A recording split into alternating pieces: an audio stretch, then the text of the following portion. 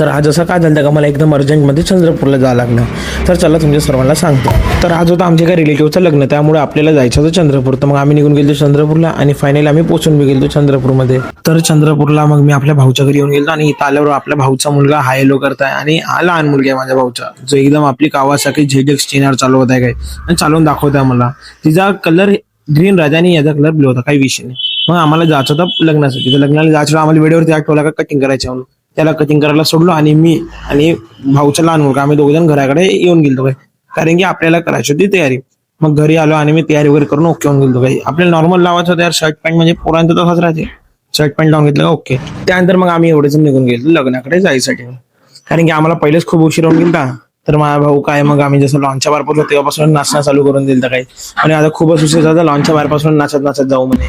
त्यानंतर मग आम्ही केली लॉनमध्ये एंट्री, आणि लॉनमध्ये एंट्री केल्याबरोबर पाहतो तर आपल्या घरचे बाई एकदम, कोणी पैसे वसूल केले नाही केले तरी आपल्या घरचे पैसे वसूल करण्यात बहुत माहिर आहे. तर मग काय बघतो सर्वजण जे समोर नाचत होते तेवढ्यातच येऊन गेला माझ्या बहिणीचा कॉल. ती होती गडचिरोलीला. तर मग आम्ही तिला कॉलवरती दाखवून घेतलं, व्हिडिओ कॉलवरती सर्वजण मस्त एन्जॉय वगैरे करता म्हणून.